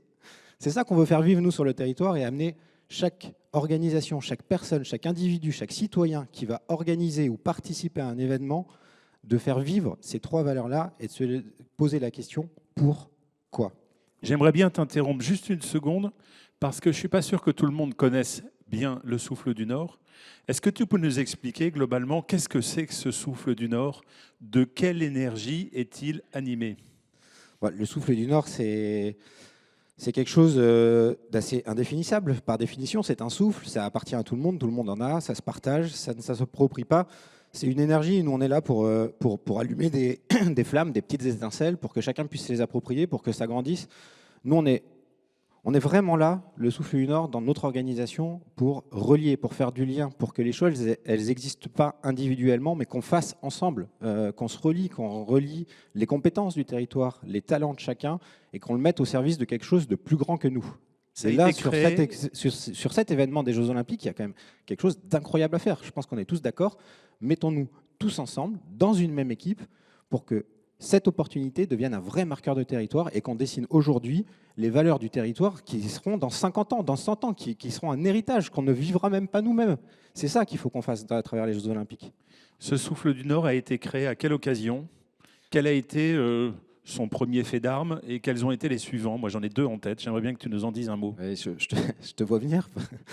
Pour le lien avec le sport, effectivement, le projet fondateur du Souffle du Nord, c'était un projet de Vendée Globe, un tour du monde à la voile, sans assistance, sans escale. Donc ça, c'était le premier projet, et c'est un projet qui était déjà fortement solidaire et territorial. C'était une alliance territoriale inédite où 180 entreprises, plus de 1200 particuliers, des dizaines de milliers de citoyens se sont réunis autour de ce projet-là pour faire la promotion de l'engagement désintéressé. Derrière quel marin ? Derrière Thomas Ruyant, qui est un marin dunkerquois, et l'ONG qui a bénéficié de toute la visibilité du projet, et l'ONG Le Projet Imagine, qui a été fondée par Frédéric Boadeuse, dont certains savent qu'elle est roubaisienne. Deuxième fait d'armes, on se connaît bien, donc je sais que vous avez plus de 150 initiatives, etc. Mais il y a deux choses qui ont marqué les esprits. En 2020, au printemps 2020, qu'est-ce que vous avez mis en place ? Philippe aurait pu en parler aussi, puisqu'il a été l'initiateur, un des initiateurs de ce projet-là. On a mis en place une alliance territoriale inédite qui a constitué un projet qui s'appelait Des masques en or, où en fait, plus de 130 entreprises, 30 000 volontaires bénévoles, des associations, des citoyens, tout le monde s'est mis autour d'un même sujet, de dire on a besoin de masques, on va les faire ici, dans la région. Donc on a fait des masques avec le CHU de Lille, l'entreprise Le Mailleux, le Souffle Nord. On a fait un peu plus d'1 million de masques on va dire en 2 mois et demi. D'abord pour les soignants et après pour la population. Et ça montre quand même la dimension qu'on voudrait nous apporter dans toutes ces opportunités-là. On parlait de la Coupe du Monde de rugby 2023, des JO. Nous, c'est ça qu'on veut faire, c'est qu'on veut se dire, en fait, en se mettant tous ensemble autour de la table, en portant tous le même maillot et en faisant équipe, en fait, on n'a pas besoin d'attendre le monde de demain. Le monde de demain, il est ici et maintenant. On a tous la capacité à le faire et on peut le dessiner et on peut le vivre aujourd'hui sans rien attendre, en fait. Ici, sur le territoire, on a tout pour le faire. Dans la joie et dans la bonne humeur, parce que je crois comprendre que votre slogan, c'est des nordistes engagés et joyeux, ou c'est peut-être dans le désordre ? C'est joyeux, nordiste et engagé. Bon, mais voilà. peu importe l'ordre, et encore une fois, il faut et je pense que l'envie et la joie, c'est vraiment des moteurs forts de l'action, et ça, il faut qu'on le garde et il faut qu'on le fasse. Et c'est parce qu'on a envie de changer les choses, c'est parce qu'on le fait dans un certain état d'esprit, c'est parce qu'on passe des bons moments ensemble, parce qu'on fait tomber les barrières aussi. On parlait tout à l'heure de chefs d'entreprise, d'athlètes. Philippe a présenté un projet où autour du sport, les gens viennent sans étiquette, se rencontrent, font des choses ensemble et du coup se connectent. Et derrière, ça crée les terreaux des engagements de demain. C'est ça, nous, qu'on a envie de proposer, de faire vivre à chacun. Ça s'appelle le Grand Shaker, c'est une bannière, ça vous appartient à tous, c'est quelque chose qu'on vous libère. Et en fait, la seule question qu'on vous pose, à tous ceux qui veulent, c'est la proposition qu'on fait, nous, au Souffle du Nord, à tous les gens de ce territoire. C'est dès que vous avez un événement, dès que vous avez une idée, dès que vous voulez faire quelque chose autour des Jeux Olympiques 2024, posez-vous la question, à quoi ça sert ? Pourquoi ? Faisons-le ensemble, rallions-nous autour de cette barrière-là et mettons des ingrédients de diversité, de singularité, d'inclusion, de social, de sociétal, d'excellence, d'amitié, de partage, de respect dans tout ce qu'on fait. Et ça, on vous propose de vous aider là-dedans, de le piloter et de faire ce grand calendrier, de relier les événements entre eux. On parlait tout à l'heure du tour de l'Eurométropole. C'est quelque chose de très très bien, c'est canon. On peut le lier avec l'Hilar de l'Eau, on peut faire la route du Louvre.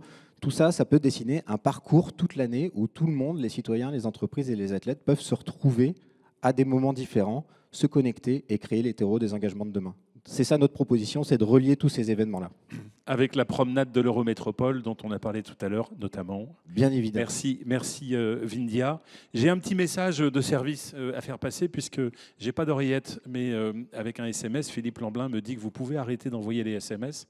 Je crois qu'il en a reçu plus de 70. Et donc il y a un gagnant, puisque le premier qui a trouvé la bonne réponse s'appelle Nicolas Védrine, qu'on connaît bien. Donc Nicolas, je te salue. Et bravo, parce que je crois que tu as, Philippe, eu 5-6 personnes qui ont trouvé la bonne réponse. Mais Nicolas, oui, Philippe me confirme, Nicolas était le premier à réagir. Donc Nicolas, tu gagneras, si je ne me trompe pas, 1 ou 2 places. 2 places pour participer au plus grand meeting d'athlétisme indoor au monde, à Liévin. Je ne connais plus la date, mais j'imagine que vous la connaissez mieux que moi. 17 février, merci Florence.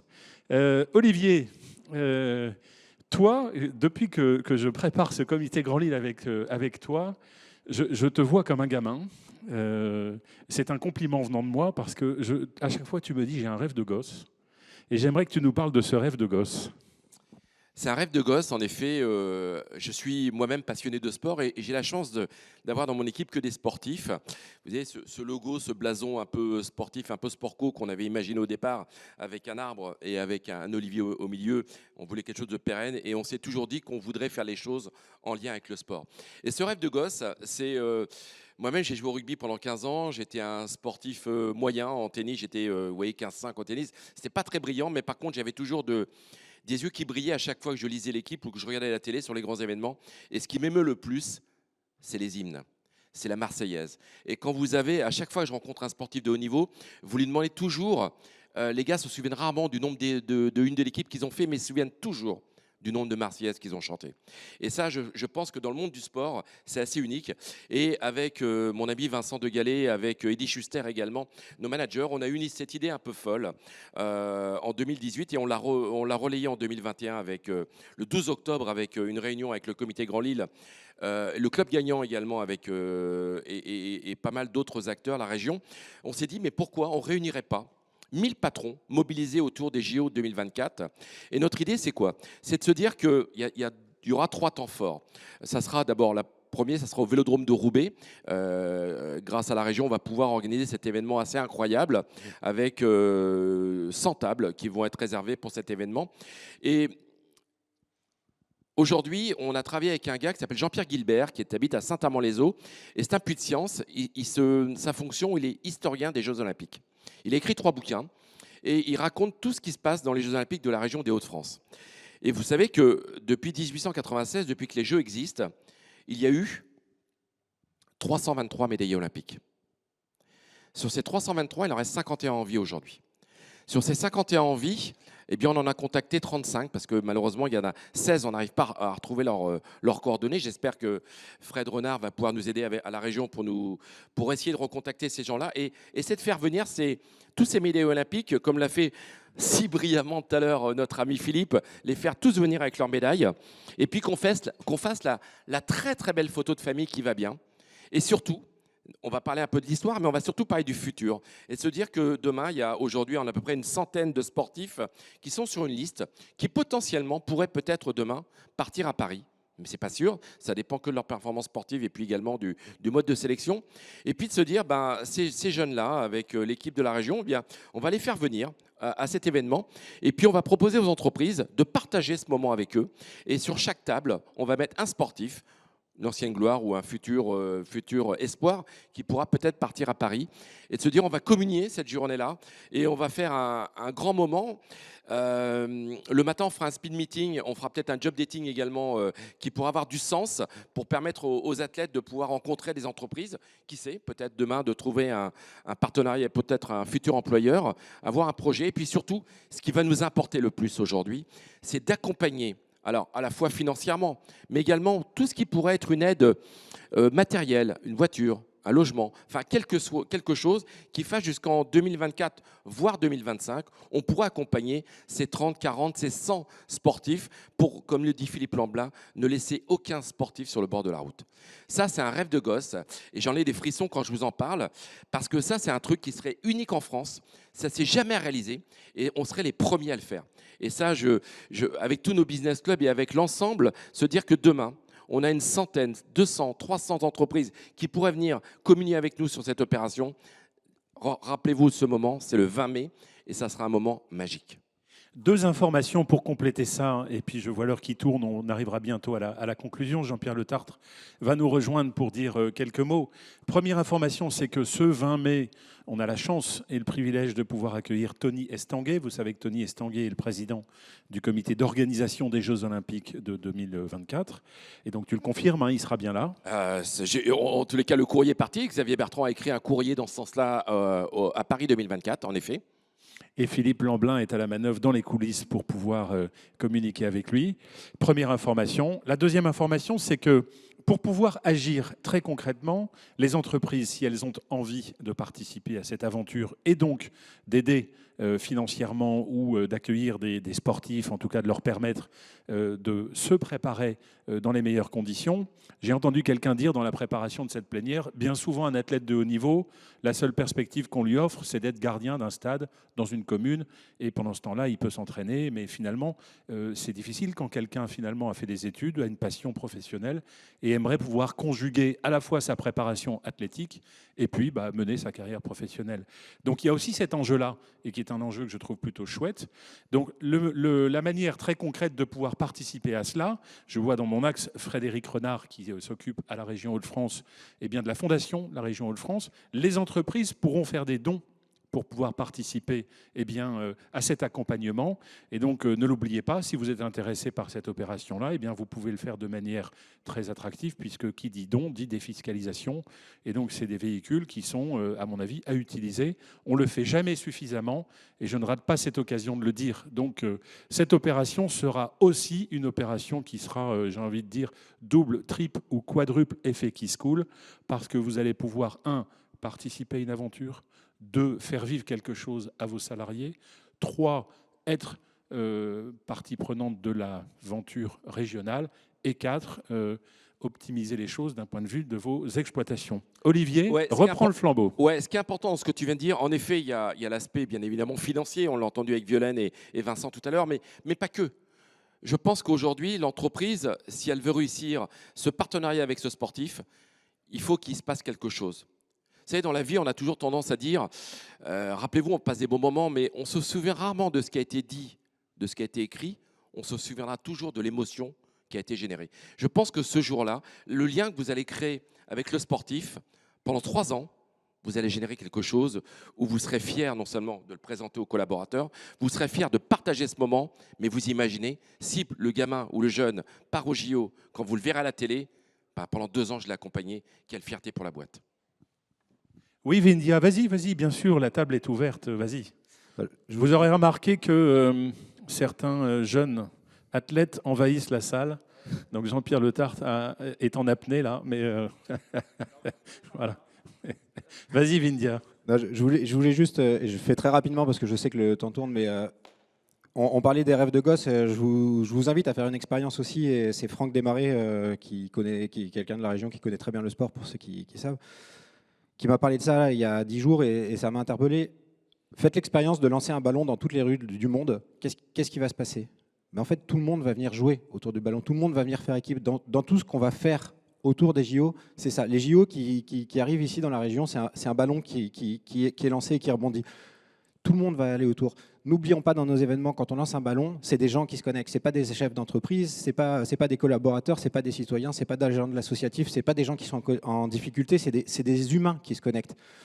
Saisissons ce ballon et faisons ça. Faisons une équipe où tout le monde se connecte. Ramenons de la diversité, de la singularité dans tous nos événements. Ne créons pas des choses fermées. Voilà, c'est ça, moi, mon message. Bien, merci à tous. Merci à Philippe qui m'a offert le maillot taille L, je dis tout de suite. Donc, ça m'incite à faire beaucoup d'efforts d'ici le 20 mai 2022. Mais enfin, j'ai quand même réussi à le passer, hein, t'as vu, hein, Philippe? Ouais, j'ai pas la même... bon. Bien, écoutez, merci à tous. Merci d'être venus pour nous présenter ça. Je pense important, Olivier, qu'on dise... compte tenu qu'il y a plein d'entreprises qui sont intéressées maintenant, elles t'appellent toi, elles t'envoient un mail. Ouais, donne. Faire mon Philippe Blanblin de base, mon portable, c'est le 06 75 23 30 33. 06 75 23 30 33. Donc franchement, c'est une très belle opportunité pour nous tous. Il va y avoir sûrement beaucoup d'entreprises qui sont intéressées, et surtout, j'insiste sur le fait que c'est quelque chose qui est possible aussi pour des entreprises de taille plus modeste. Hein. Ce n'est pas ouvert qu'aux grandes entreprises, mais aussi aux PME, aux ETI. Donc n'hésitez pas, parce qu'au fond, c'est un outil qui est à la portée, hein, d'entreprises de taille plus modeste. Et donc, voilà, viendez le 20 mai, voilà, le 20 mai, oui. Le 20 mai pour cette belle manifestation. Donc vous voyez, avec tout ce qu'on a dit aujourd'hui, on est bien dans l'engagement, hein, dans l'action de mobilisation générale pour notre territoire. Et on se disait avec Sébastien, au fond, jusqu'à 2024, jusqu'à ces JO, on a une sorte de la route 24. Et on va régulièrement vous informer de tout ce qui est en train de se mettre en place. Et n'hésitez pas aussi à nous informer. Et on rêverait d'avoir une sorte de dessin avec la route 24, jalonné de l'ensemble des événements, qui fera que notre territoire sera à la fois accueillant et aussi profitera, au bon sens du terme, de ces événements incroyables qui sont les JO.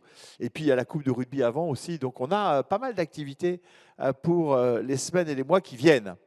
Merci à tous. Prochain comité Grand Lille, tu m'as dit le 18 mars. Ah ben c'est marqué, oui. 18 mars 2022. D'ici là, protégez-vous. Et le 18 mars 2022, je vais faire un pari. On sera en physique au Palais de la... au Nouveau Siècle. Pourquoi j'oublie toujours? C'est s'appelait. On sera donc le 18 mars au Nouveau Siècle. On verra. Hein. Au Nouveau Siècle, en tout cas, ce sera en physique, j'en suis sûr. Voilà, j'en suis certain. Bonne journée à tous.